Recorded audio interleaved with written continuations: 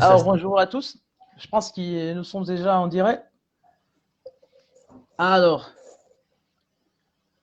on commence aujourd'hui, dimanche 6 décembre 2020, à parler, à faire un petit analyse de la guerre en Éthiopie qui se passe maintenant. Et nous sommes ici avec la participation de Isao Quintas, c'est lui le directeur de l'Emarasan et Géopolitico. Euh, Aussi, nous sommes avec la participation de M. Christophe Bitouloulou, c'est un candidat au doctorat de l'Université Roma Sapienza. C'est un expert en droit constitutionnel comparé. Et aussi, nous sommes avec la participation et la présence de M. Gires,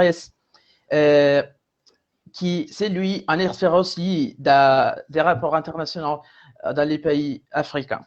Voilà. Et aujourd'hui, on commence à raconter un peu comment nous sommes arrivés sur les points qui la guerre en Éthiopie a commencé. Avant tout, nous sommes on était en train de parler et raconter un peu l'histoire de l'Éthiopie.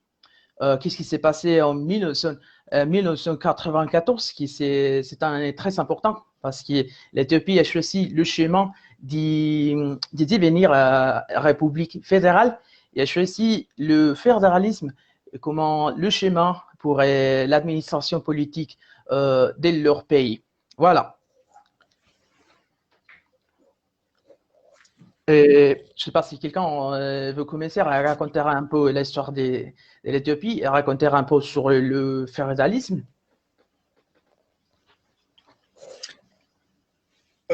Bonjour. Qui parle? Bonsoir tout le monde. Je suis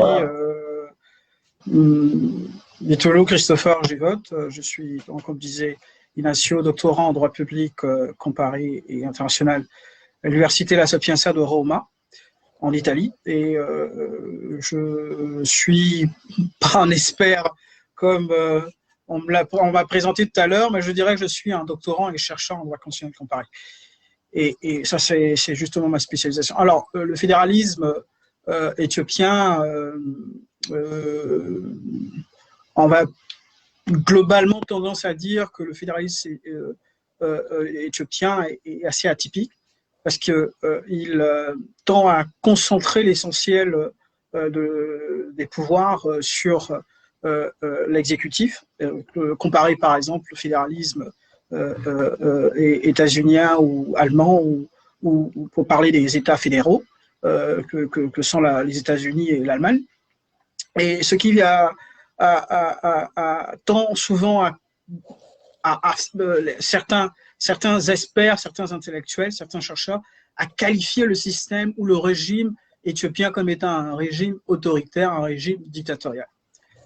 Alors que effectivement un système fédéral devrait plutôt être un système démocratique où le pouvoir central s'occupe globalement de la politique extérieure, je parle de globalement, et à laisser aux États fédéraux, aux provinces, pour le cas de l'Éthiopie, de gérer les affaires locaux, les affaires locales, pardon.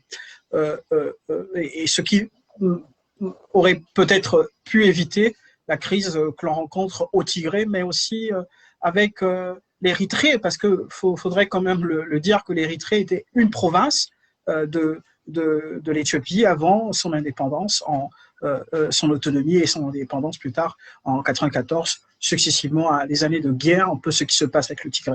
Voilà un peu de manière ramassée ce que je peux dire sans entrer dans les détails techniques. Voilà.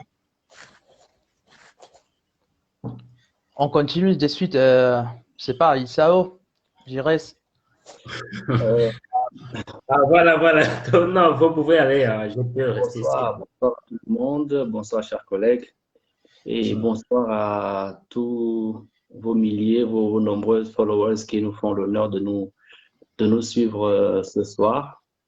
Moi, c'est Kwebo, et merci pour l'honneur que vous me faites, qui est assez flatteur. Je dirais que spécialiste, c'est-à-dire l'Afrique que nous connaissons actuellement avec tout ce qu'elle traverse comme réalité claire et pas claire. Donc, je n'ai pas la prétention d'être vraiment d'en être un spécialiste, mais en tant que peut-être observateur averti, j'espère pouvoir apporter quelque chose de plus qui aidera sûrement vos followers à avoir une idée claire sur la situation qui prévaut actuellement en Éthiopie. Donc, d'entrée de jeu, je dirais que pour parler de l'Éthiopie, quand même, il faut remonter à son histoire. Parce que l'Éthiopie que nous connaissons, en fait, lorsqu'on parle de l'Éthiopie dans le monde, il s'agit quand même l'un des derniers empires que l'Afrique ait connu.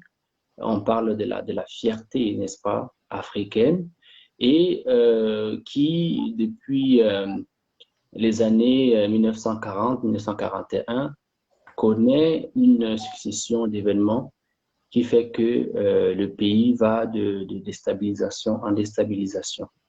D'abord, vous savez que dans les années 40, là,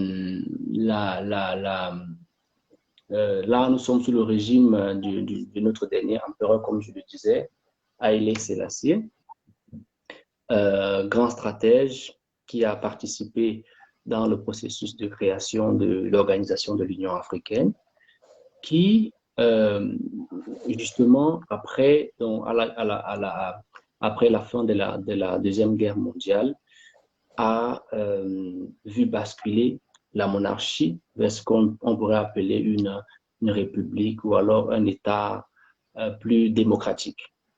Alors, n'oublions pas que une partie de ce territoire, qui est l'Érythrée actuelle, fut une colonie italienne.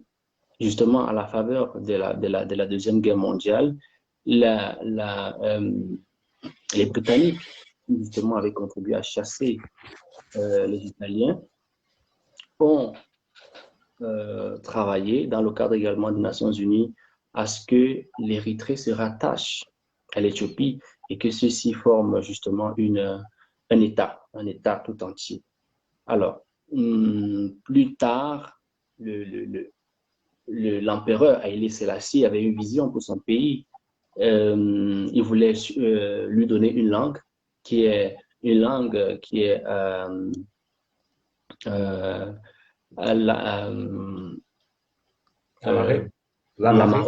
Oui. L'Amérique. Allô? Oui, continuez. Oui, vas-y. Allô? Je t'écoute, très bien. Oui, justement, l'Amérique. Et il se pourrait que l'empereur n'entendait pas de cette oreille que l'Érythrée, qui était donc ne puisse pas se prévaloir de cette autonomie. Chose que, évidemment, l'Érythrée n'a pas. L'Érythrée, 14e province du pays, n'entendait pas ça de cette oreille, pardon. Donc, ça en est suivi donc la création d'un mouvement de libération du peuple érythréen. C'est comme ça que de guerre en guerre, on aboutit en 1993 justement à l'autonomie et la reconnaissance de l'indépendance en tant que pays indépendant. Puisque, bon, je préfère m'arrêter là pour l'instant et que donner la parole à d'autres personnes et puis on y reviendra. Merci.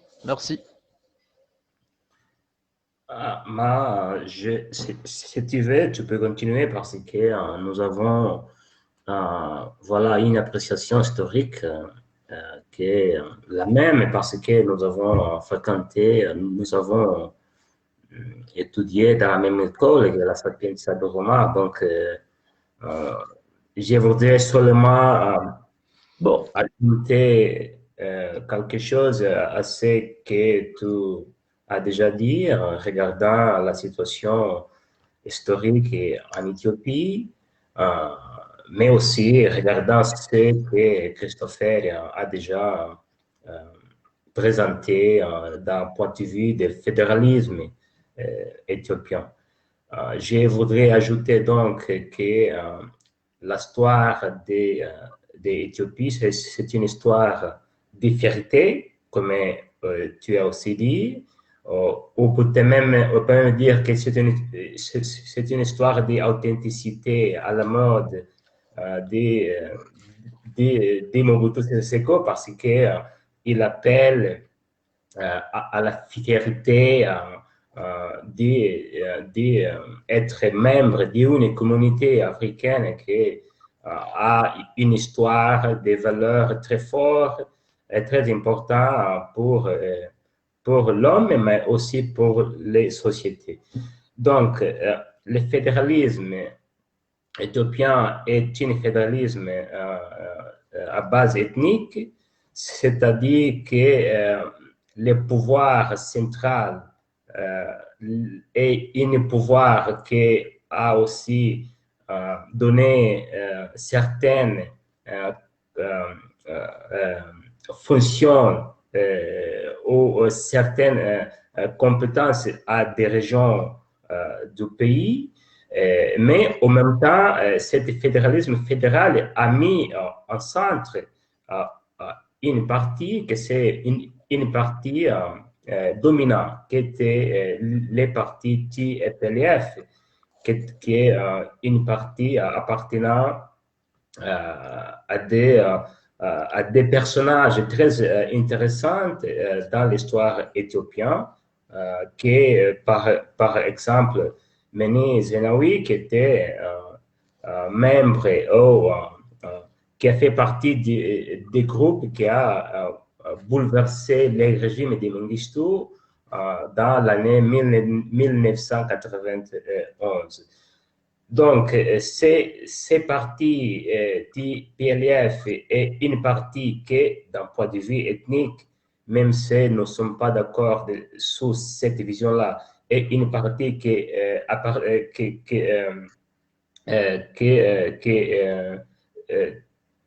devient dans la région du nord du pays, c'est-à-dire la région de Tigré, où il y a beaucoup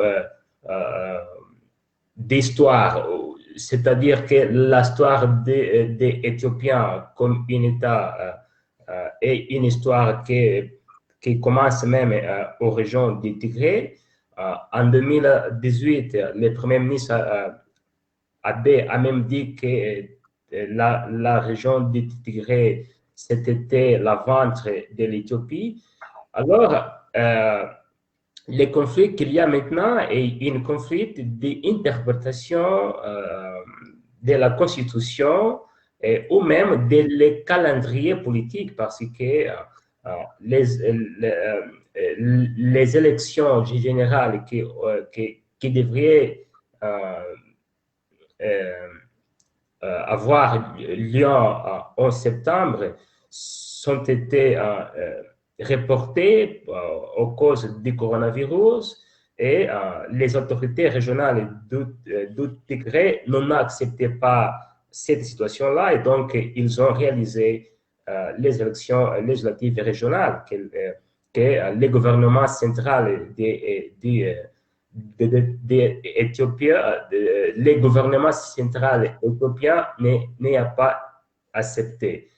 Donc, ce fédéralisme est un fédéralisme très compliqué qui veut donner aux autorités locales cette compétence qui, d'un point de vue des pouvoirs, ce n'est pas facile pour les maintenir parce que peut dégénérer une situation de crise permanente entre le gouvernement central et les autorités régionales comme au Tigré. Oui, très bien. Je voudrais prendre quelques paroles maintenant parce que je pense que c'est très intéressant aussi remarquer l'identité de l'Éthiopie dans l'Afrique. A été aussi un gros débat sur qu'est-ce que ça veut dire la colonisation, qu'est-ce que ça veut dire l'occupation. Et l'Éthiopie a été l'unique pays qui a été jamais dominé, qui a été jamais a su faire la colonisation, a été occupé. Et c'est un débat important aussi, parce que l'occupation de l'Éthiopie a été quelques années, mais pas constamment.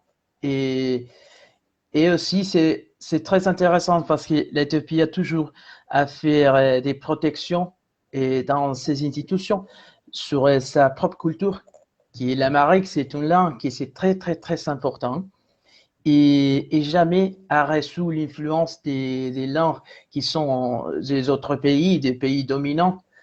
Et c'est important de dire ça parce que je me rappelle maintenant de la théorie de Cheikh Anta Diop,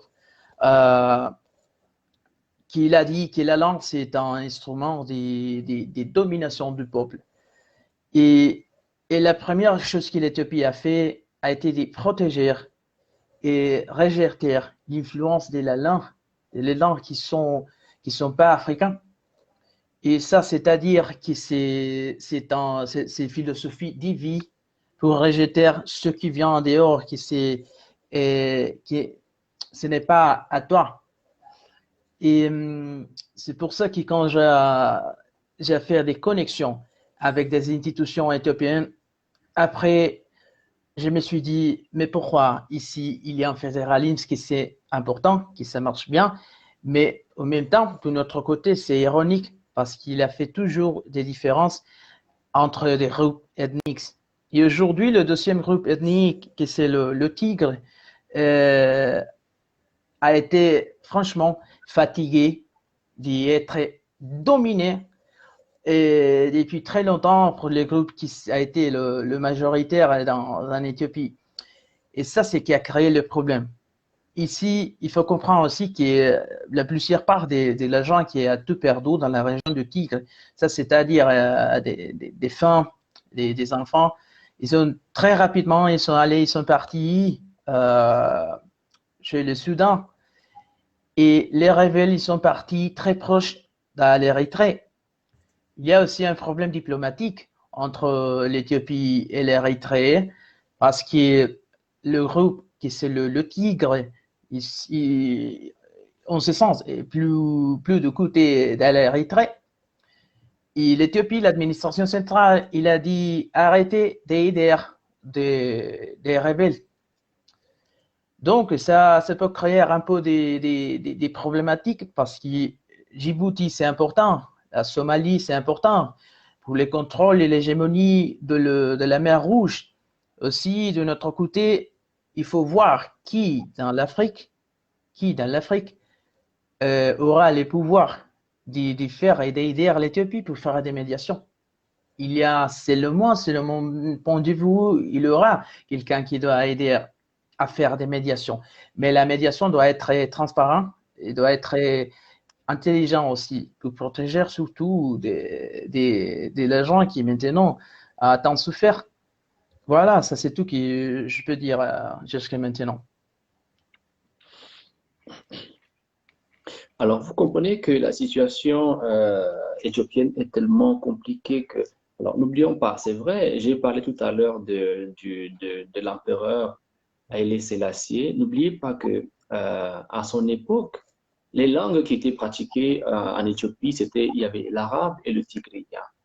Le tigrinya, c'est une langue qui est encore pratiquée actuellement, qui est encore pratiquée dans l'Érythrée actuelle. Après qu'il soit, qu'on les, on va dire quoi, chassé, son successeur est venu à continuer le processus de matraquage des Érythréens. Il a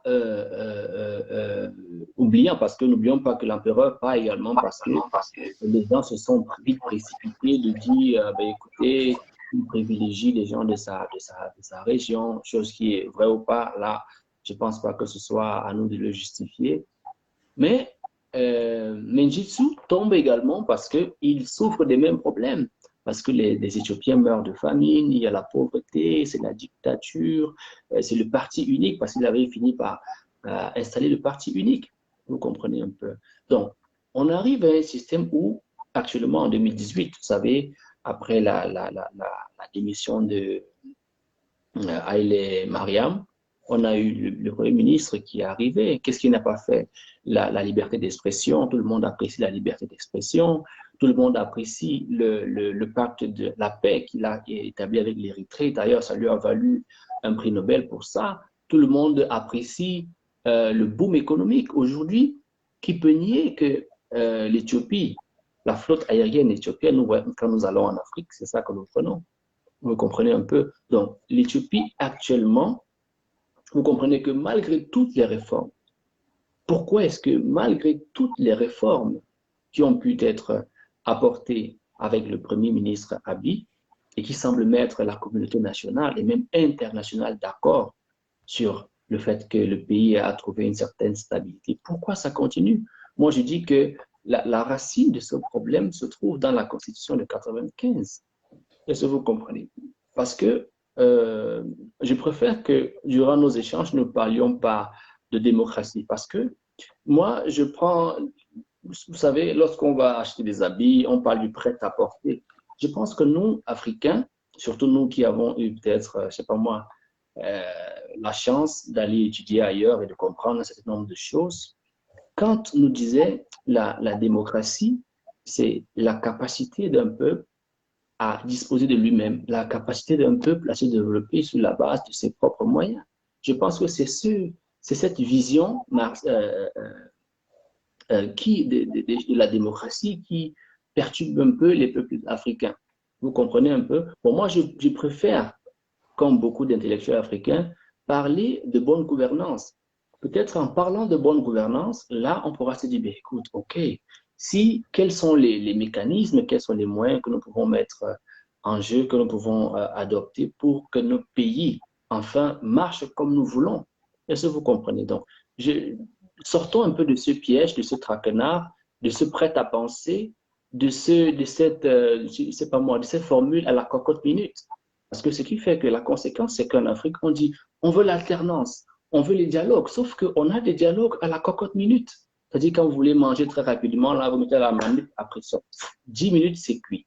Donc, je pense que les Africains doivent avoir le courage de se poser des questions, de réfléchir entre eux-mêmes, de puiser dans leur culture, parce que dans notre culture, il y a beaucoup de choses que nous pouvons examiner, voir. Ce qui n'est pas bon, on n'a qu'à abandonner, mais ce qui nous permet, justement, Ignacio a très bien félicité notre ancêtre méritant, Cheikh Anta Diop, qui nous invitait à nous armer de science jusqu'aux dents, en fait.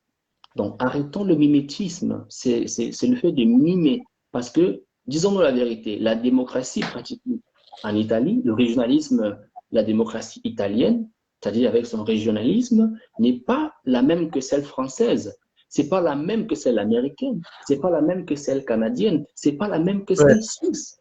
Vous comprenez un peu? Vous savez, tout comme moi, qu'en Suisse, il n'y a pas de président. Il n'y a pas de président en Suisse. Au Canada, par exemple, c'est le Premier ministre qui nomme les sénateurs, alors qu'une loi ne peut pas entrer en vigueur sans que le Sénat ait donné son approbation.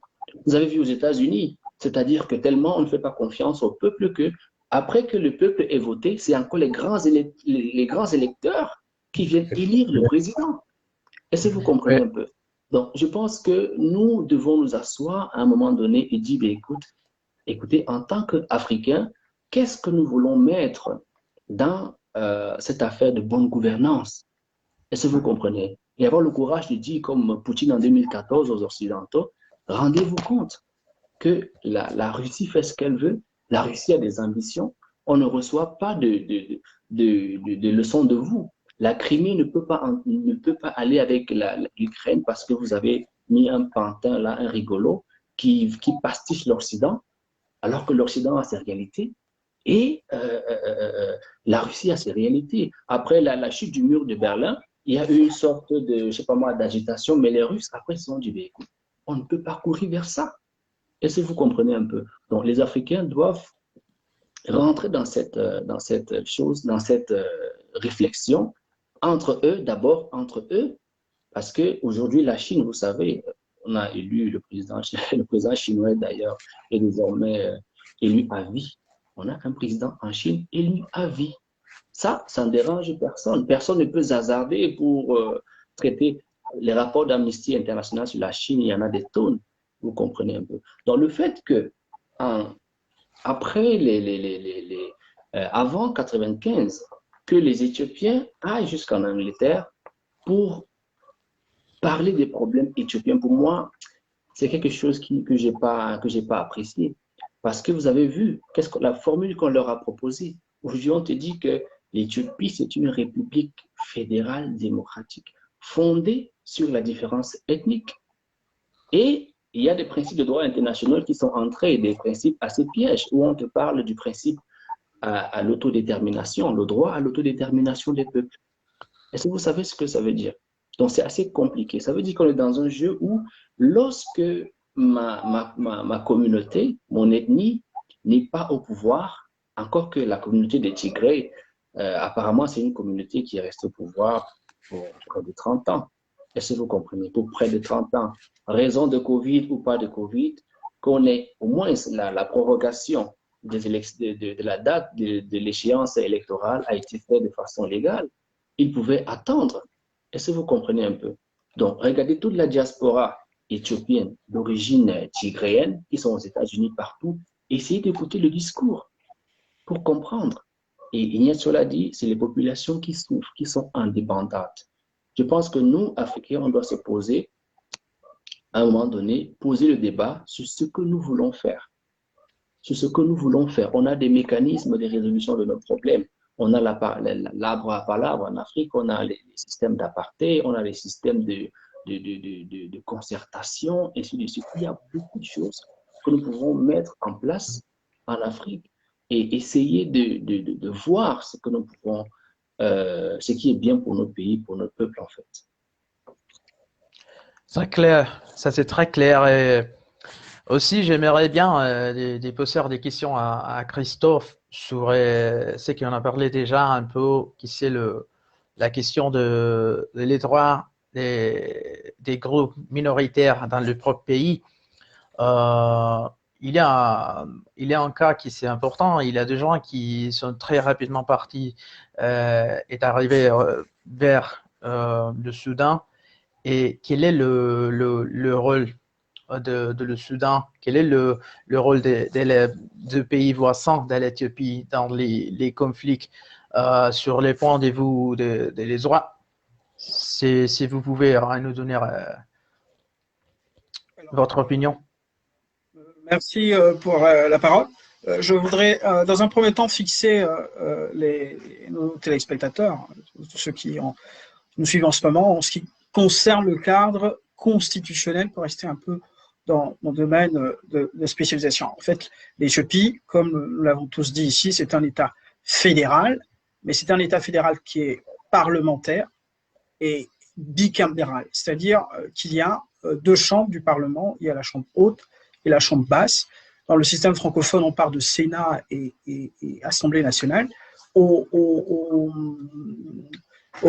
Éthiopie, on parle plutôt de la chambre des représentants du peuple et la chambre des représentants des régents. En fait, le conseil fédéral régional est composé de plus de 153 membres qui sont en quelque sorte nominés ou votés par les assemblées régionales, un peu comme en Allemagne. Chacun envoie son représentant à la chambre, au Sénat, si vous voulez, au Sénat éthiopien. Et le Premier ministre est élu au sein de la Chambre des représentants. Donc, c'est le parti majoritaire à l'Assemblée des représentants, c'est à l'Assemblée nationale éthiopienne, qui nomme ou désigne son chef de gouvernement et qui est nommé par le président de la fédération, qui elle-même est issue du vote. Actuellement, c'est une femme qui est à la tête de la fédération éthiopienne, qui donc le président de la fédération est lui, par contre, élu par les deux chambres c'est-à-dire la chambre des représentants du peuple et la chambre des représentants régionaux. Alors, c'est vrai, la question que l'on se pose, c'est naturellement Ignacio parle du droit de manière globale et en ce qui concerne notamment les populations éthiopiennes. Bon, moi, je ne veux pas faire des critiques à chacun, naturellement, ses réflexions, mais je suis, disons, les Éthiopiens ont lutté longtemps contre le DERC sur des revendications qui, à l'époque, étaient des revendications ethniques qui vont trouver donc une solution successivement aux accords et à la Constitution de 94, qui entre en vigueur en 95, qui va établir en réalité un fédéralisme ethnique, c'est-à-dire chaque région se gouverne chaque ethnie gouverne un peu le lieu où il est. Par exemple, dans certaines régions, je me souviens plus, par exemple, dans la région de l'Oromia, qui est dominée par les Oromos, ou de l'Amara, qui est dominée par les Amaras, c'est des territoires qui sont, disons, à 90% par exemple, au Tigré, ils sont majoritaires, c'est-à-dire, signifie par conséquent, les petites ethnies éthiopiennes qui sont dans ces territoires-là, peut-être par les liens de mariage, ou bien parce qu'ils ont vécu là-bas, parce qu'ils sont minoritaires ethniquement, ils n'ont quasiment pas grand-chose à dire dans les décisions concernant la collectivité régionale. Donc, pour moi, c'est un problème qui se pose, qui est un problème de la nation éthiopienne qui, au fond, n'existe pas. On est donc dans une forme d'État ethnique qui se soucie avant tout des intérêts individuels des communautés au lieu de s'intéresser aux intérêts de l'Éthiopien, quel qu'il soit de l'ethnie Oromia ou qu'il soit de l'ethnie Amaras. Donc, je pense que les Éthiopiens ont peut-être trouvé au départ une solution à leurs problèmes dans les années 90, mais le système fédéral ethnique éthiopien a posé un problème que l'on constate aujourd'hui, mais que l'on constatait déjà les années antérieures, au début des années 2000. Et donc, il y a quelque part une forme de ségrégation à l'égard des ethnies minoritaires dans certaines régions.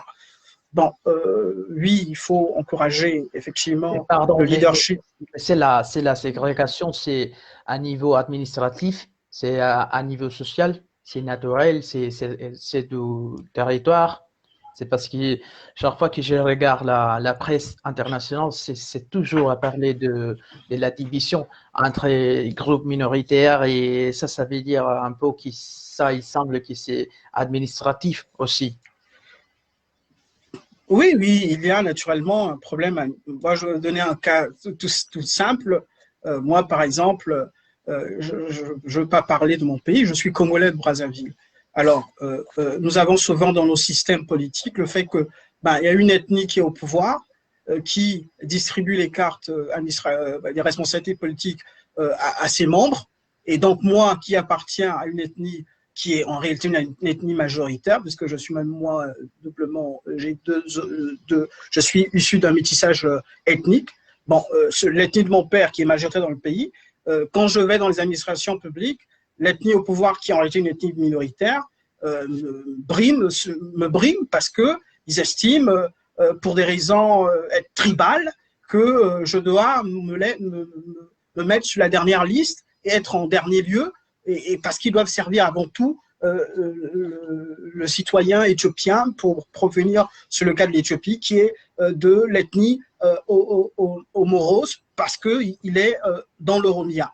Donc, je pense que c'est faussé, et qu'il faudrait plutôt que les Éthiopiens, les intellectuels éthiopiens, les politistes et les constitutionnalistes, qu'ils réfléchissent à la construction d'un État, un État fédéral qui soit un État fédéral, quelque part un État fédéral pur. Et ici, je ne veux pas faire d'amalgame en parlant du cas américain ou du cas allemand, parce que je vais peut-être déranger certains, mais je vais, par exemple, vous citer un ouvrage d'un de nos collègues, vous devez le connaître, Nguedi Maroko, qui a écrit un ouvrage extraordinaire, Notre Afrique, notre fédéralisme, si je me souviens. Dans sa réflexion, Nguedi Maroko, qui est par ailleurs docteur en droit également, faisait une proposition magnifique, parce qu'il disait que l'Afrique devait s'unir non pas sur une base ethnique, mais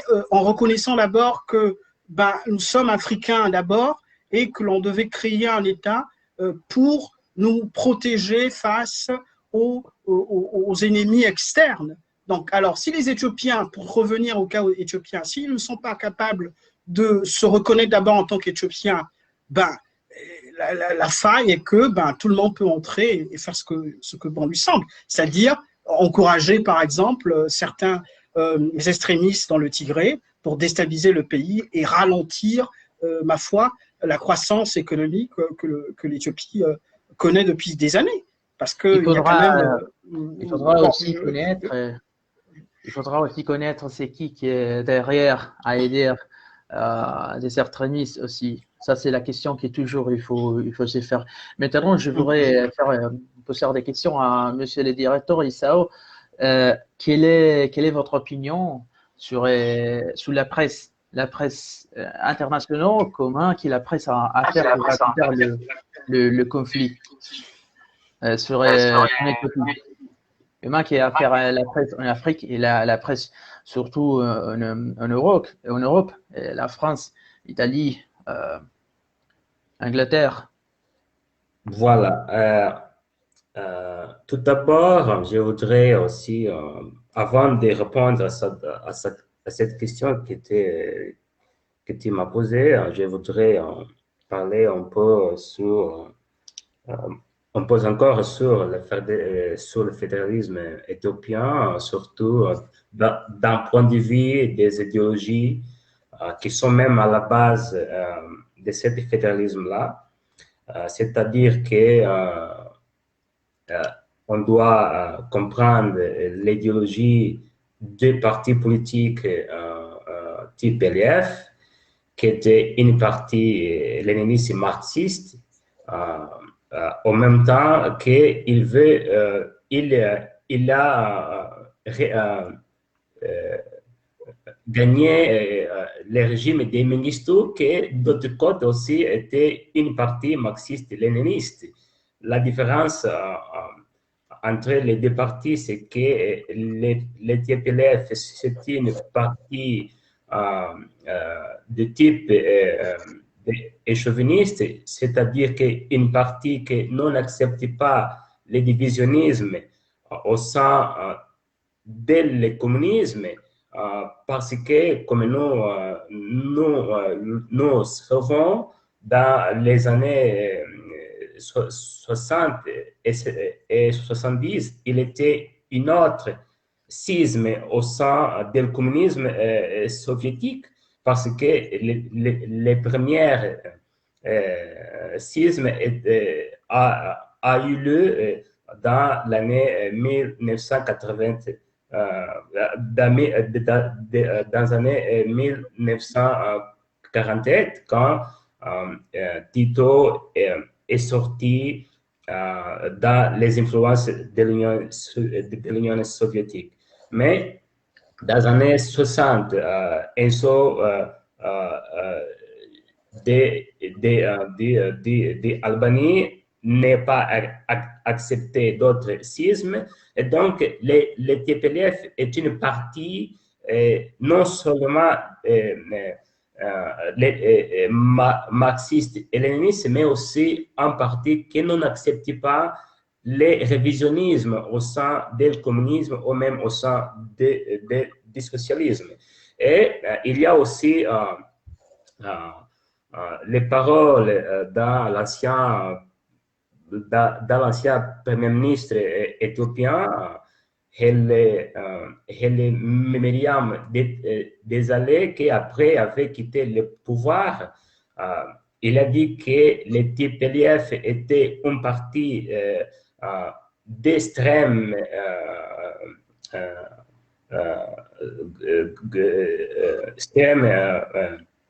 gauche.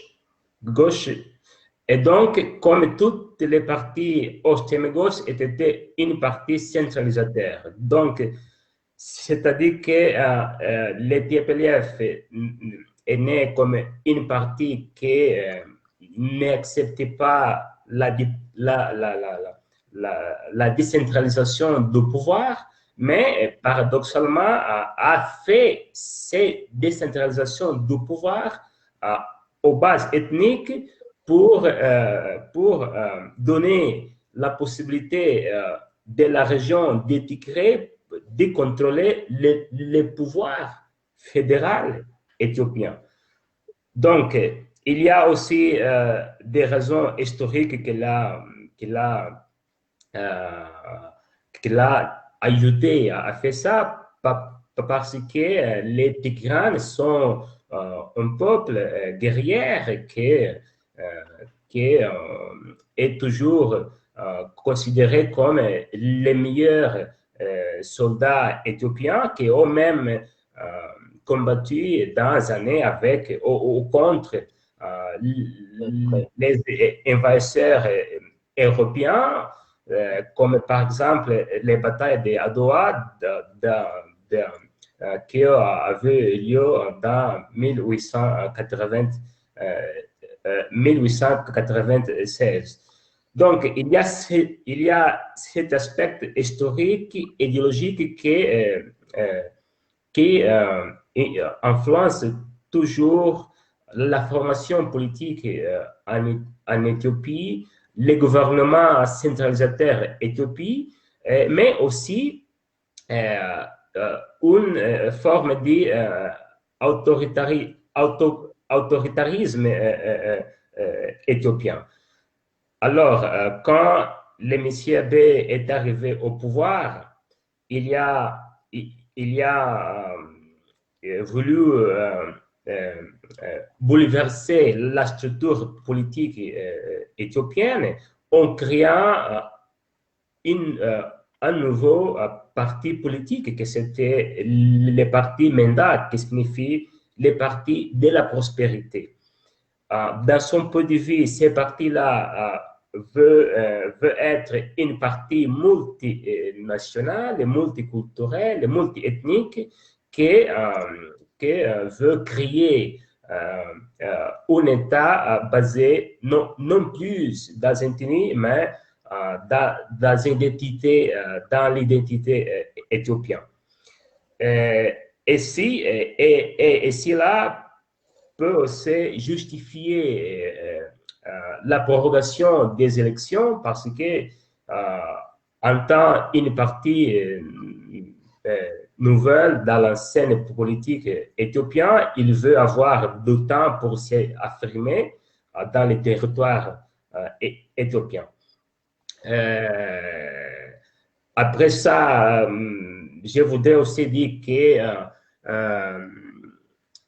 l'Éthiopie a commis une erreur, mais cette erreur est commune dans nous, Africains, parce que nous lisons pas l'histoire africaine, nous lisons beaucoup l'histoire d'autres peuples, parce qu'en Afrique, il était déjà une expérimentation d'un État fédéral aux bases ethniques ou même aux bases régionales, comme était au Cameroun après l'indépendance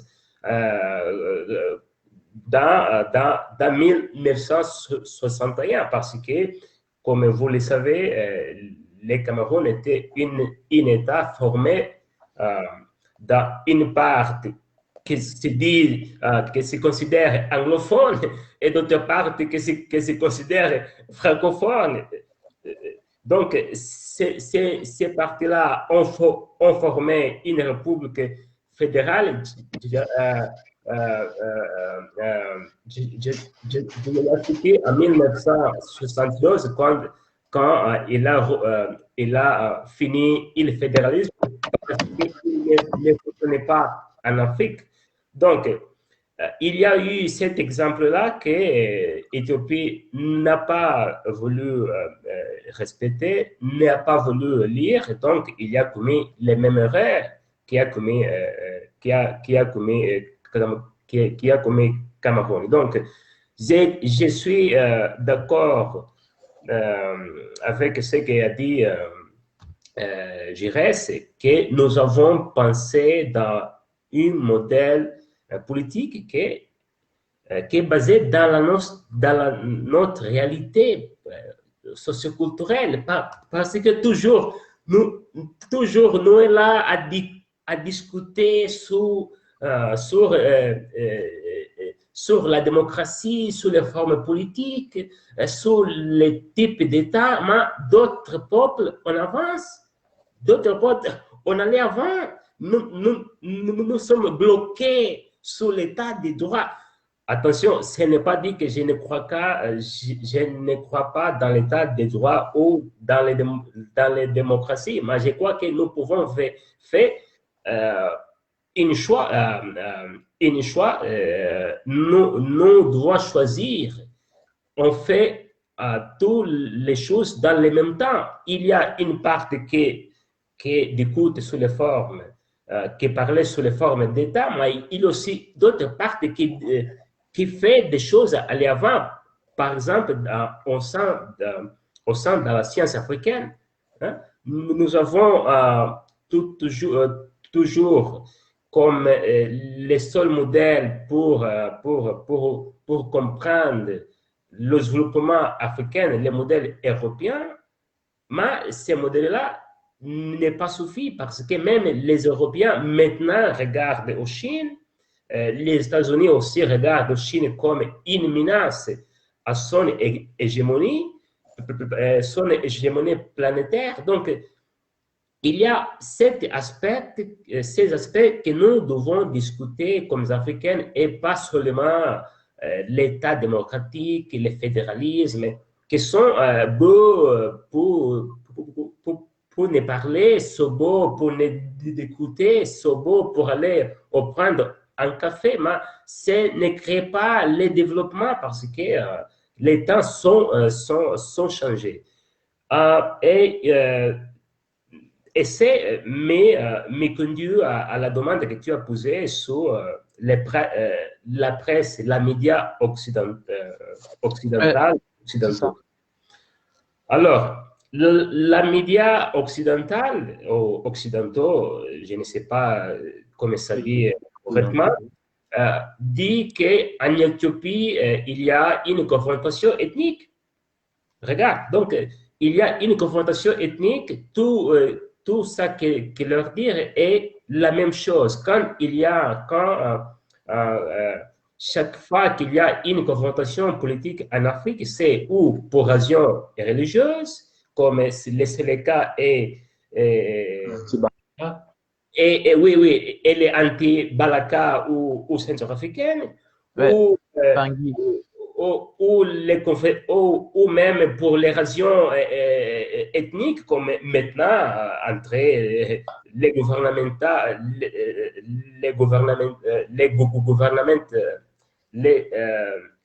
les autorités centrales d'Éthiopie et celles-là qui sont régionales, donc cette appréciation, cette lecture de la réalité africaine est désormais ultrapassée et désormais insuffisant pour comprendre certaines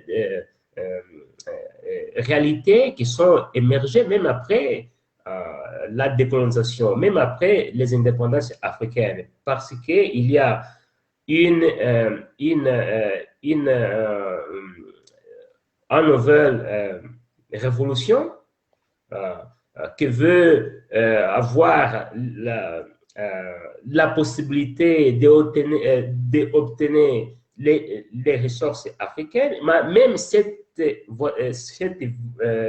les tours est aussi insuffisant. Donc,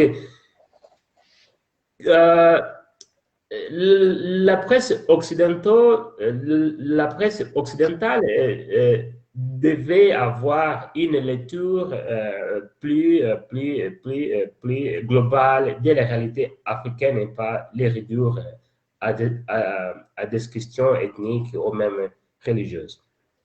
Donc, si je, Oui, oui, oui. donc, si je dois ajouter quelque chose, en fait, il y a un brillantissime professeur africain que j'aime, que j'affectionne particulièrement. Il s'appelle le professeur Jean-Charles Covy-Gomez, qui dit que notre pensée, généralement, est structurée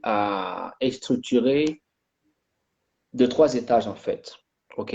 C'est-à-dire que notre pensée, en fait, sur une situation donnée est conditionnée par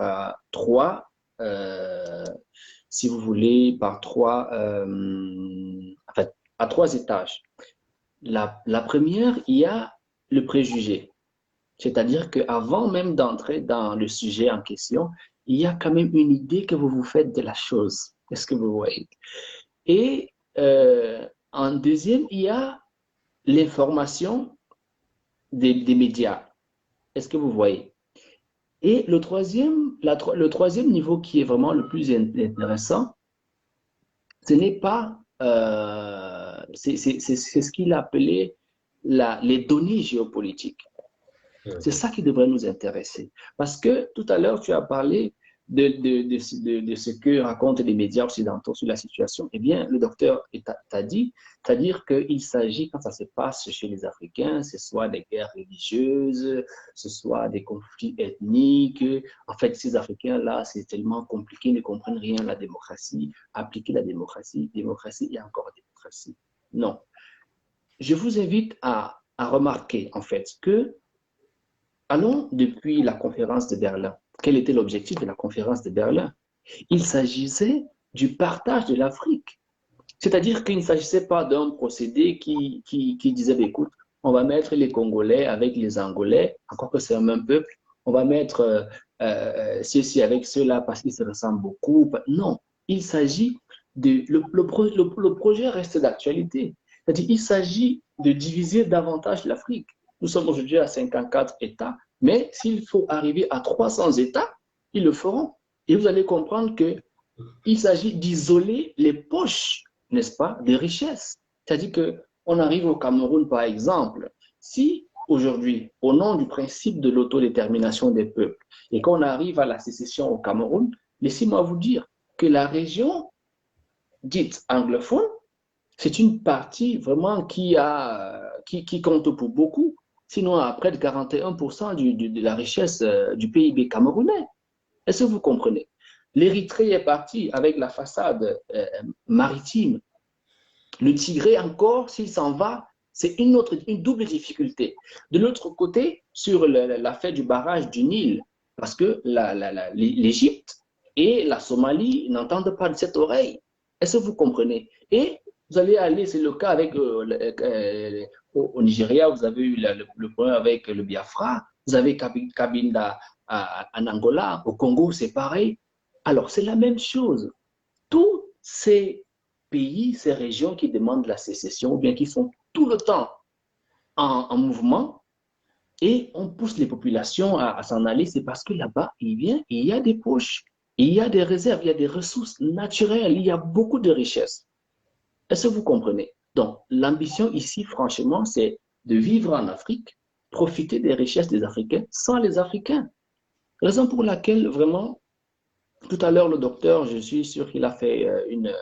Alors, évitons de les utiliser dans nos analyses parce que vous allez vous rendre compte qu'on a tendance en Afrique de remplacer la culture africaine par la culture de l'autre.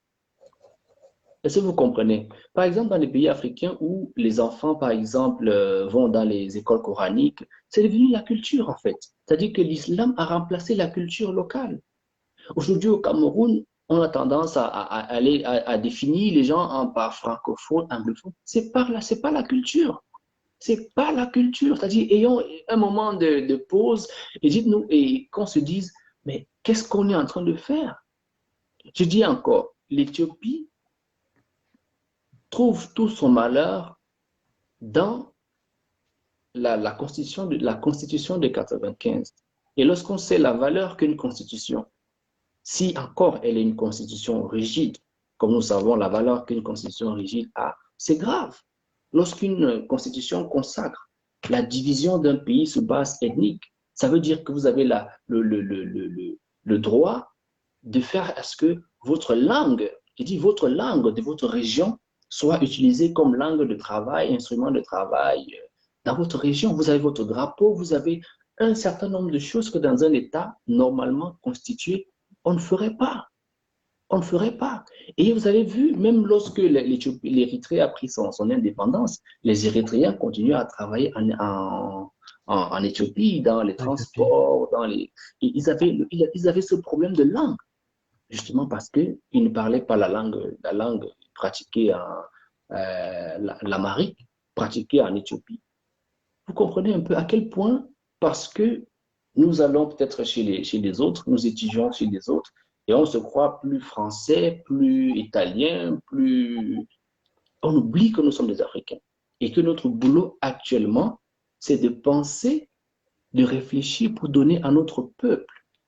C'est-à-dire que des instruments pour que la bonne gouvernance soit notre partage, que l'équité soit notre partage, que l'égalité des chances soit notre partage.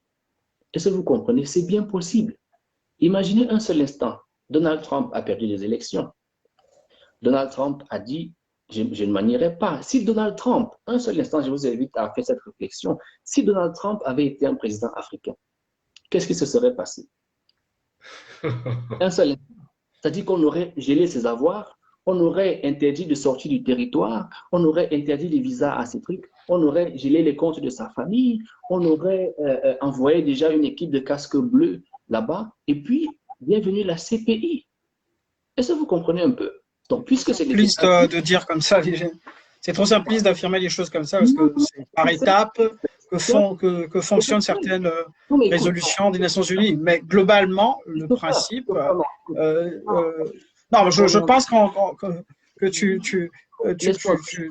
fais un rassemblement de choses et tu les plaques comme ça, alors que... Depuis, par exemple, que la CPI, c'est-à-dire la Cour pénale internationale, est née, n'est-ce pas?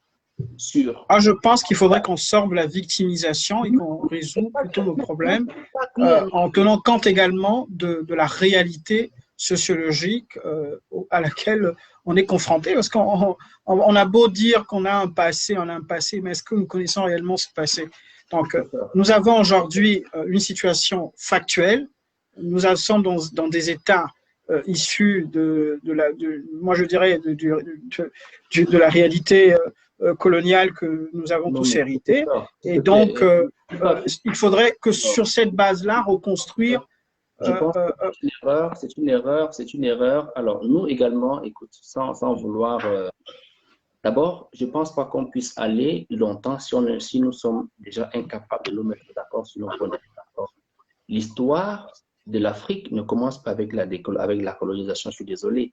C'est-à-dire que les Africains doivent apprendre... C'est pas ce que je dis. Hein, pas ce que les Africains doivent apprendre doivent se réapproprier de leur histoire.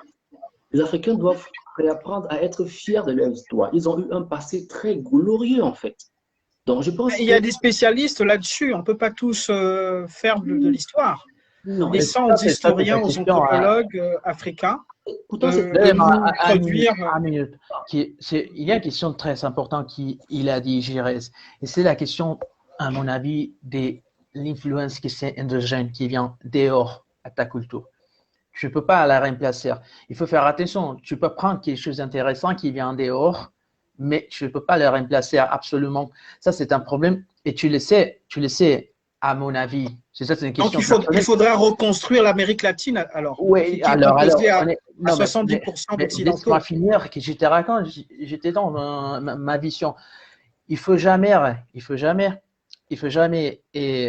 prendre quelque chose qui est endogène dans les institutions. Il faut mélanger un peu les choses. C'est parce que qu'est-ce que j'ai regardé Je te donne un exemple. L'Amérique latine a été mélangée et notre institution en Amérique latine, ils sont mélangés maintenant. Mais il y a un problème maintenant au Brésil qui, on cherchait toujours de cacher l'influence africaine. Et tu vois pourquoi le Brésil aujourd'hui est une puissance.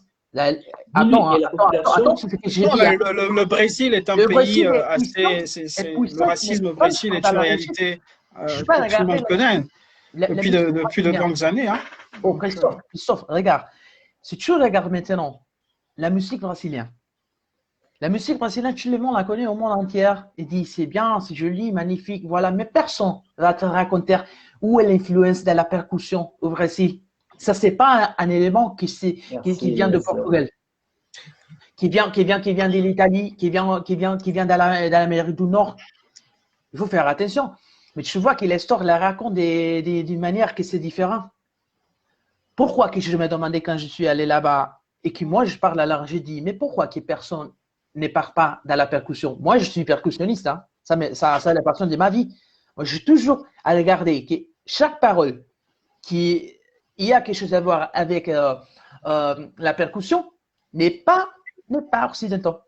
C'est toujours des paroles qui sont africaines, mais personne ne va te raconter ça. C'est parce qu'il faut faire la recherche sur ça. Il faut raconter très bien la vérité. Mais pour ça que c'est important de mélanger et reconnaître qu'est-ce que c'est bien, qu'est-ce que c'est notre culture, mais aussi ne pas confondre les choses. Je ne peux pas les remplacer absolument. Si tu vas la remplacer absolument dans l'institution, ça va créer confusion.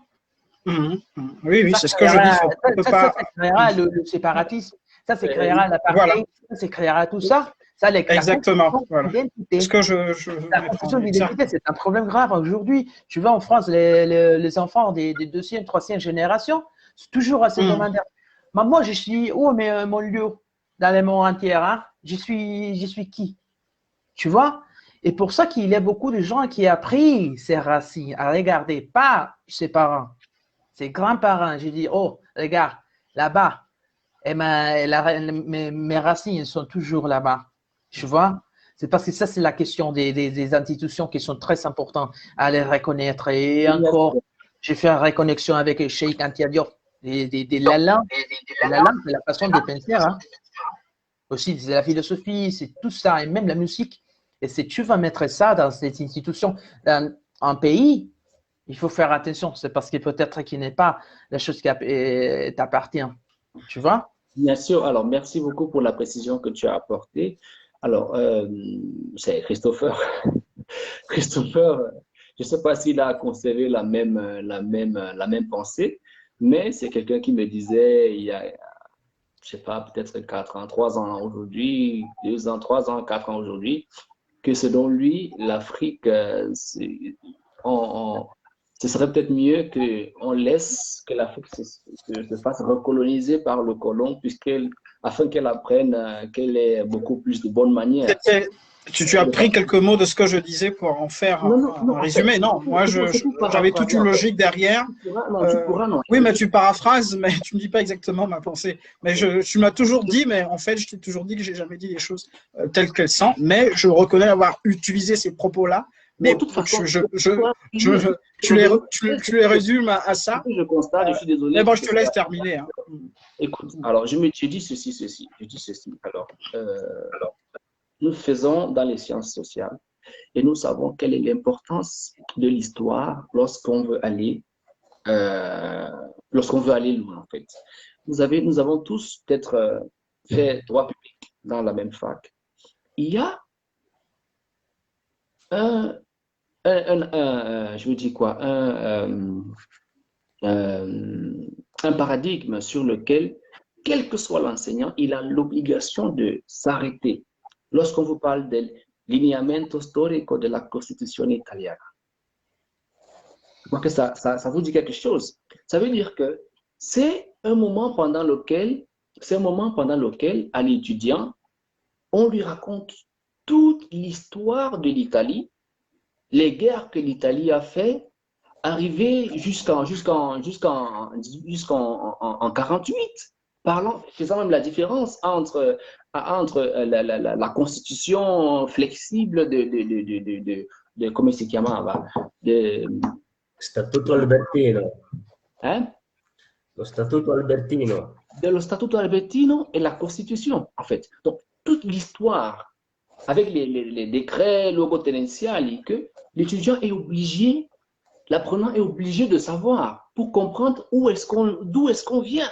Mais lorsque tu prends les constitutions africaines, par exemple, le préambule, mezza pagina, c'est demi-page le préambule.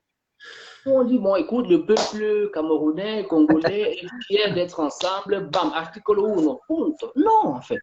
Disons qu'il y a un travail historique que les intellectuels africains, encore qu'il faut se dire, tout diplômé, c'est pour ça que moi je décide de me présenter désormais avec mon nom, tout diplômé n'est pas forcément intellectuel. L'intellectuel, c'est celui-là qui use de son intelligence, lit les cartes, analyse, va au fond des choses, analyse la situation et essaye d'apporter un plus de l'authenticité à sa communauté. C'est-à-dire qu'actuellement, on doit oublier les histoires de bisounours, du monde. Alors, on peut être un intellectuel généraliste aussi. Hein. Cher à faire la reconstruction.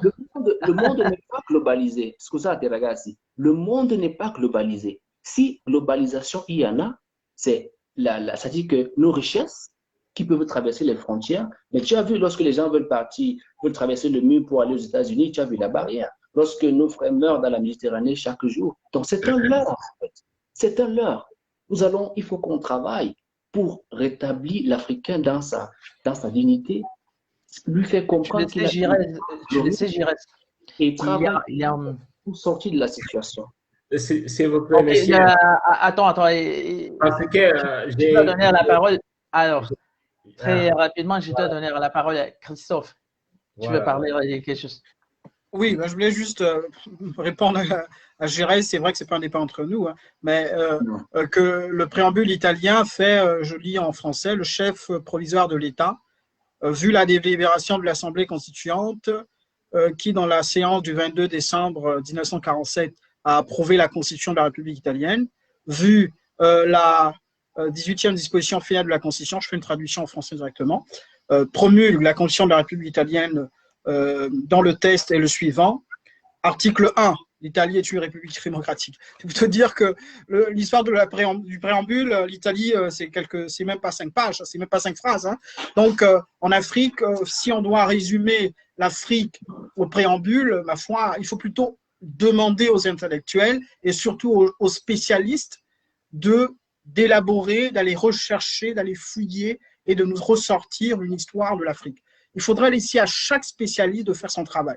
Parce qu'un politiste doit régler les affaires, certes, actuelles, mais il doit aussi se faire aider en ayant à disposition des ouvrages qui lui permettent de pouvoir dire, voilà, hier, comment nous fonctionnons aujourd'hui, par rapport à ça, je propose ceci. Mais si le politiste doit en même temps faire un travail que doit faire l'anthropologue ou le sociologue ou l'historien, ben, il devient un généraliste qui raconte tout et n'importe quoi et on ne sait plus dans quelle voie il va. Mais je voudrais simplement ici relever un point important pour revenir sur l'Éthiopie. Le fédéralisme, au fond, le fédéralisme, c'est quoi? Le fédéralisme tend simplement à remplacer la force par le droit. C'est-à-dire on utilise le droit pour régler les conflits. Parce qu'il faut le dire, le fédéralisme, ce n'est pas simplement au niveau de l'État, c'est aussi au niveau mondial. Et on sait tous comment le fédéralisme mondial a quand même évité au monde, depuis la Seconde Guerre mondiale, à résoudre un tas de problèmes de guerre qui auraient pu s'effectuer pour nous permettre aujourd'hui de vivre quand même dans un monde, entre guillemets, pacifique. Donc le fédéralisme, au fond, éthiopien, vient pour calmer les revendications ethniques avant la fin de la chute du Derg.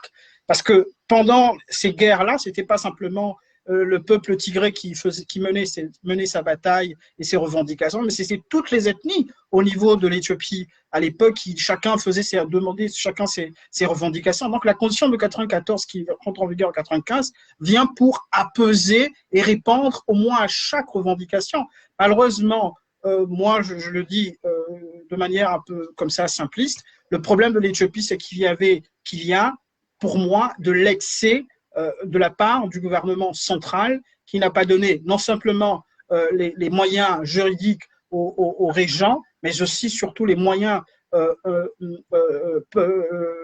j'allais dire les moyens financiers, et pour leur permettre de réellement répondre aux problèmes sociaux des populations internes. Et puis, il y a naturellement la difficulté qui est liée aux minorités qui vivent à l'intérieur des régions majoritaires, qui est un problème que le peuple, que l'Éthiopie n'a pas su régler, parce que, il faut le dire, qu'en Éthiopie, réellement, le problème, c'est un problème lié à la nation. L'Italie est bien un État multi-nation avant 48, 1848.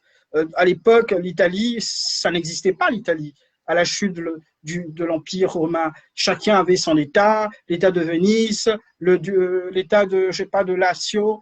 Il y avait une multitude de petites principautés, de royaumes et d'États en Italie, et qui a fini par aboutir à ce qu'on connaît aujourd'hui, un État, une espèce de nation. Donc, il faut, je pense que les gouvernements, les intellectuels éthiopiens, pour rester sur l'Éthiopie, doivent faire un travail pour pouvoir emmener, je vais terminer par là, le gouvernement éthiopien à résoudre pour l'avenir ce dangereux problème qui risque de conduire à la dislocation pure et simple de l'Éthiopie d'ici 100 ans. Oui, oui. Et à propos des travaux des intellectuels éthiopiens, il y a un article écrit par John Abbey qui parle d'un fédéralisme ethnique qui a créé des régions monoethniques.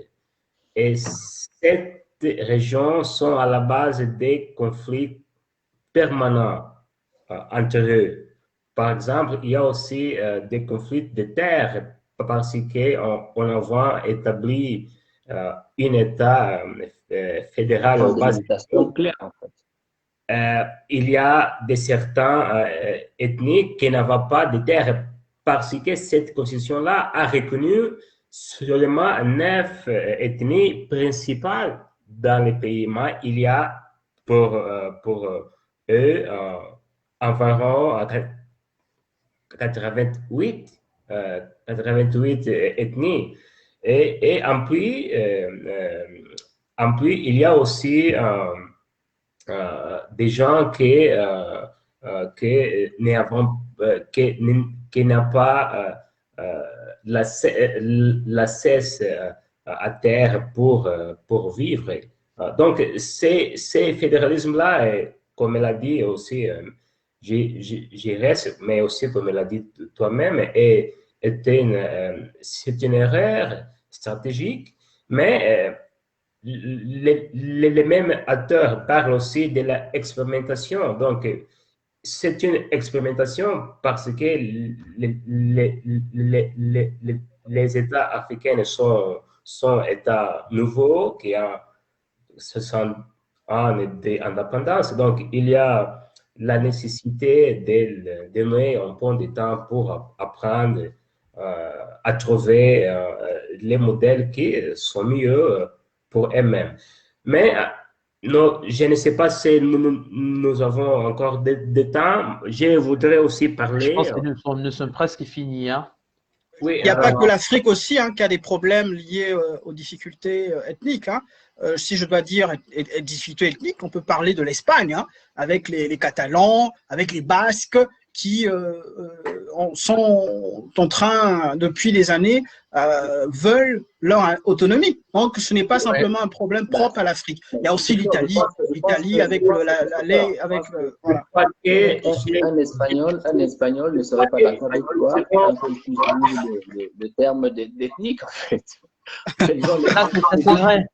Ça, c'est vrai. Ça, c'est très intéressant. Parce qu'ici, si nous regardons la perspective comment les Espagnols ont fait pour expliquer leur conflit. Oui, mais les Catalans ne se sentent pas espagnols comme les habitants de Salamanca ou d'ailleurs. Les Catalans, ce sont d'abord catalans, comme par exemple les Monégasques, qui ne voudront jamais revenir dans la France, alors que la Monaco est un peu confondue à la France. En réalité, Monaco est Tu vois qu'il est dans un État sans être un État. C'est comme dire un habitant de Samarine, donc il est italien. Ou, vous voyez un peu. Donc, ce sont des ethnies, si vous voulez, qu'on les résume comme ça. Un Catalan, c'est une ethnie, voilà.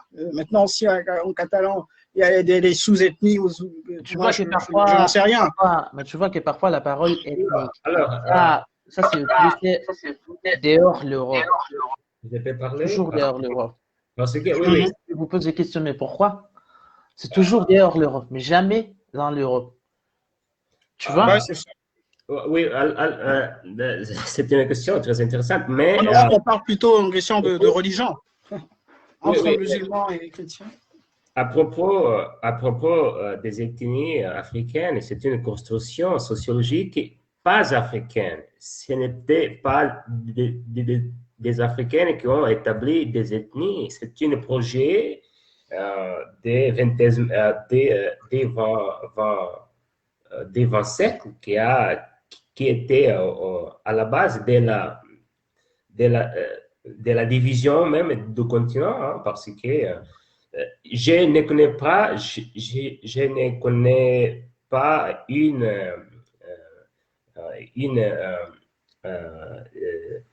histoire qui parle des divisions ethniques africaines faites par les Africains avant de la colonisation ou même avant de l'esclavage. Donc, il fait attention quand nous parlons des ethnies africaines, parce que c'est une construction, même d'un point de vue étymologique. Le terme ethnie est un terme grec, et comme nous le savons, les Grecs n'avaient pas beaucoup de colonies dans le monde. Ils ont même souffert des invasions d'autres peuples. Donc, les Grecs ont établi une perception des ethnies comme une communauté unitaire, commune, non pas cette ethnie qui va diviser pour créer des confrontations ou des conflits qui toujours sont à la base de ce développement de notre continent africain. Mais à mon côté, je voudrais finir ma présentation en parlant des implications géopolitiques dans la région de la Corne d'Afrique, parce que l'Éthiopie est un État qui est au centre de cette région-là. Il y a une spécialiste sénégalais, Alpha Diallo Wal, qui dit que l'attribution, les prix, les Nobel de la paix au Premier ministre éthiopien était une stratégie d'apporter l'Éthiopie sous l'influence occidentale. Parce que il y a dans cette région beaucoup de mouvements géopolitiques qui la rendent une région très intéressante pour l'avenir géopolitique, non seulement africain, mais aussi mondial. Si nous considérons que, par exemple, il y a une militarisation de la Corne d'Afrique, il y a des bases militaires françaises en Djibouti, américaines aussi, en Djibouti. Et chinoises aussi, chinoises.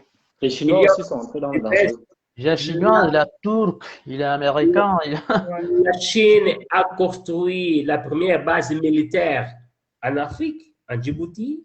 Certes. Il y a aussi des gens qui disent que la Russie va construire une base militaire en Soudan.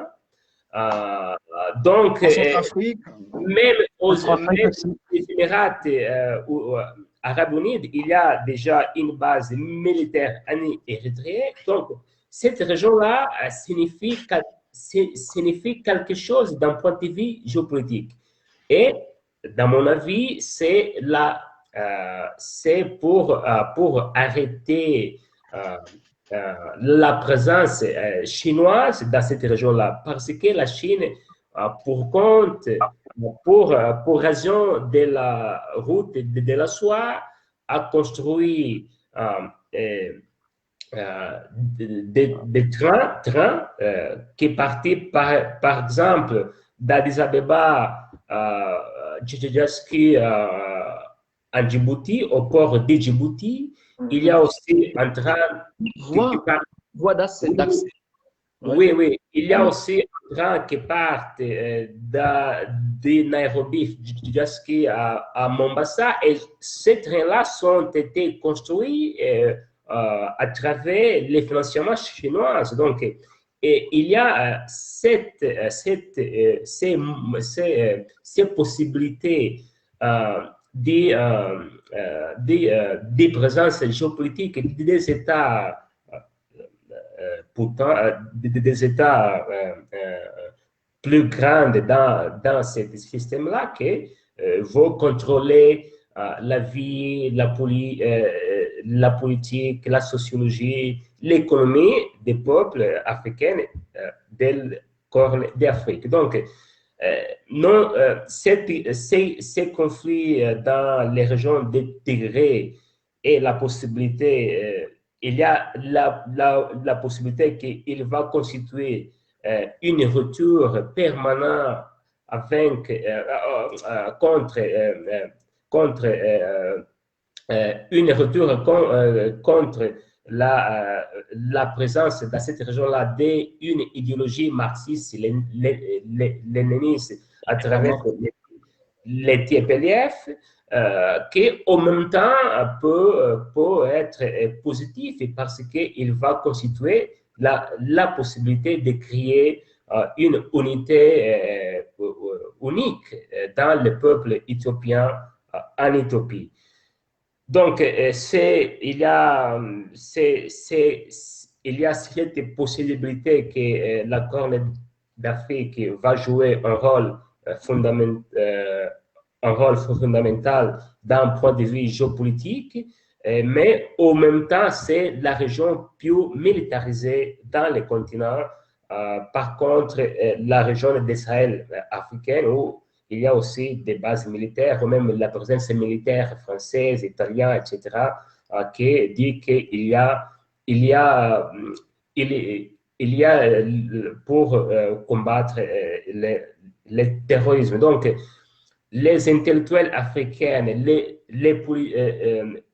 hommes de la politique africaine devaient discuter cette question et non seulement les questions internes des divisions ou comment partager les pouvoirs d'une partie et d'autre. Donc, alors, Ignacio, je pense que je vais, pour chuter et finir mon mot de fin. Tout à l'heure, dernièrement, je suis en train de lire le livre du professeur D'Irienzo. Notre cher professeur. À l'intérieur, j'ai vu parce que vous savez, avant de te mettre en affaire avec quelqu'un, avant de discuter avec quelqu'un par rapport à un sujet, il faut savoir d'abord quelle est la vision, quel est le mode de pensée de cette personne. Ici, il y a une situation de Vladimir Poutine. C'est vrai que c'est un italien, je vais essayer de traduire en français. En 2014, Poutine disait, lorsqu'il luttait pour le rattachement encore vous avez vu, Poutine, c'est-à-dire président, après, avec l'ami Dimitri, ministre-président, aujourd'hui, il est là. C'est-à-dire, les Africains doivent arrêter de mimer, d'imiter et de pérorer, je ne sais pas comment dire ça, acheter les concepts venus d'ailleurs sans comprendre le fond. Est-ce que vous comprenez? Alors il disait, Aujourd'hui, il est nécessaire de mettre un frein à cette hystérie. Refuser à cette hystérie rhétorique de la guerre froide et accepter comme un fait évident que la Russie est un protagoniste indépendant, actif, souverain de la dynamique internationale. Comme tous les autres pays, la Russie a ses propres intérêts qui doivent être tenus, c'est-à-dire qui doivent être pris en compte et doivent être rigoureusement respectés. C'est ce que Poutine dit. Les États-Unis et l'Europe occidentale agissent comme bon leur semble. Dans tout le monde, ils utilisent la force, les armes contre les États souverains et constituent des alliances basées sur le principe « si tu n'es pas avec moi, tu es contre moi ». OK? Pour légitimer leur politique agressive, ceux-ci contraignent les organisations internationales à émettre des résolutions qui justifient justement leurs actions, mais si ces organisations n'agissent pas en leur faveur, celles-ci sont simplement ignorées et ils font toujours comme bon leur semble en utilisant justement le Conseil de sécurité. Alors, pensez par exemple à la technique je dis quoi, d'interventionnisme anglaise au Moyen-Orient, sous prétexte de l'intervention à titre préventif. Vous comprenez un peu? Pour dire quoi? Pour dire que l'Afrique a toujours été le réservoir qui a permis le développement, vraiment sans s'en vanter ou bien sans faire dans la victimisation. Si l'Afrique n'existait pas, je ne pense pas que l'Europe aurait ce niveau de développement. Aujourd'hui, on parle d'intelligence artificielle et tout ce qu'on veut. Si l'Afrique n'existait pas en tant que réservoir de matières premières, je ne pense pas qu'ils auraient ce niveau de développement. Je ne pense pas que ce soit normal qu'au XXIe siècle, nous soyons le seul et l'unique continent dont le système de santé est encore dans les mains de l'ennemi, entre guillemets. Est-ce que vous comprenez? Vous vivez dans des pays où ce n'est pas la France qui gère la santé du pays dans lequel vous vivez. Regardez Cuba. Aujourd'hui, Cuba, on a vu comment ils ont débarqué ici là, pour aider dans la lutte contre le coronavirus. Pensez à l'embargo qu'ils ont eu. Ils se sont renfermés, ils ont travaillé. Aujourd'hui, ils brillent en fait. Donc, les Africains ne doivent pas avoir peur. Merci, Isao, parce que tu as vraiment touché un truc sur lequel je ne veux pas revenir. Par rapport à la donnée géopolitique. C'est ça en fait. Parce que le Premier ministre a reçu un prix Nobel, on va dire quoi, pour, je ne sais pas moi, il a posé la question sur les journaux. Allez taper le Jeune Afrique, allez taper le Monde. C'est presque les mêmes titres. C'est-à-dire que Abiy, prix Nobel de la paix, et aujourd'hui il veut faire la guerre. Est-ce que vous voyez une sorte de victimisation, une sorte de poids qu'on te met sur la tête pour t'empêcher justement de réfléchir? Donc je pense que les Africains, plus que jamais, surtout les intellectuels, pas les diplômés, parce qu'on peut être diplômé sans être intellectuel, ils doivent travailler pour l'éducation des masses, en fait. Fait que le peuple regagne c'est-à-dire comprenne d'abord les enjeux géopolitiques, c'est très important.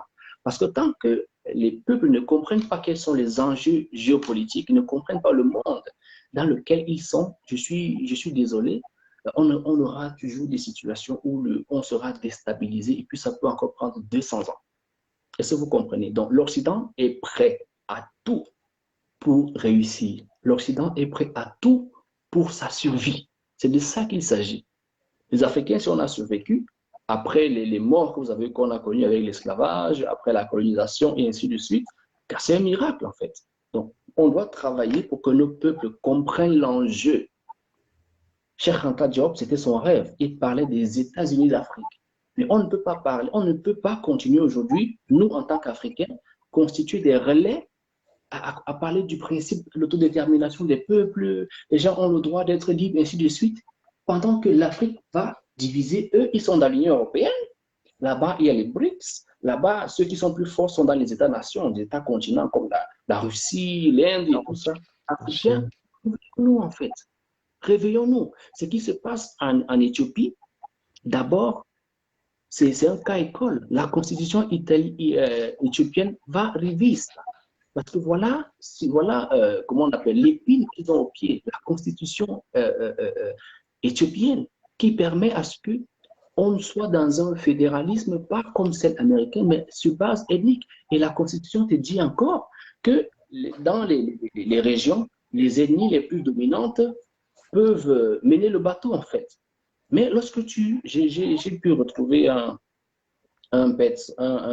morceau choisi de la Constitution où on te dit ça commence par nous, les nations, les nationalités et les peuples éthiopiens, deux points, fortement engagés dans les libres et complets de notre droit à l'autodétermination, à la construction d'une communauté politique fondée sur la primauté du droit et être capable d'assurer la paix durable qui garantit un ordre démocratique fondé sur notre développement économique, social, le respect de la personne à bene. Però c'est un peu comme un mariage. On dit, OK, on va se marier, però parlons du contrat de mariage, en fait.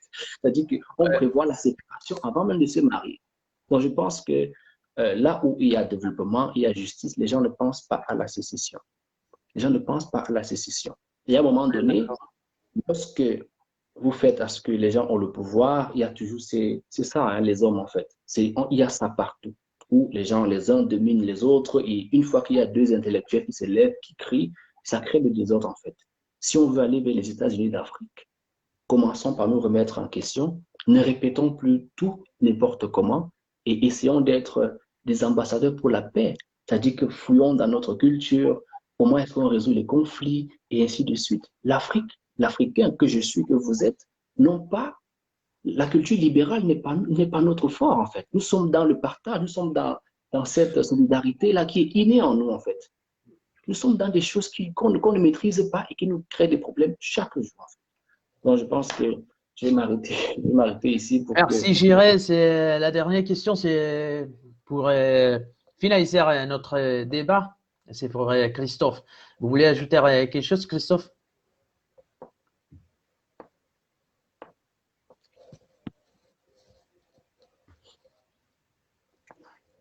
On ne t'écoute pas.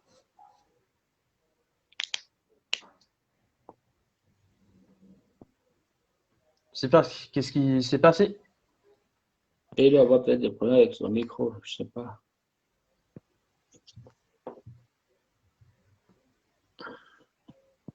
Non.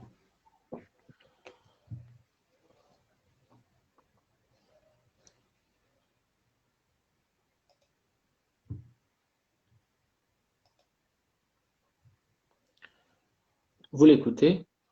Oui. Non. Je crois que Ignacio, tu peux finir ce débat parce que nous n'écoutons pas Christopher. D'accord. Alors merci. Merci de votre participation. J'espère à la prochaine fois et vous continuez avec nous à nous raconter un peu de l'histoire et la géopolitique et faire connaître aussi au monde entier qu'est-ce qui se passe avec la propre version et la propre opinion que je pense que c'est très important. Merci de votre participation et à la prochaine fois. Merci. Et vous pouvez maintenant finaliser le vidéo en direct, monsieur le directeur. Merci, merci Christophe. Merci Isao. À la prochaine fois. Merci. Au revoir.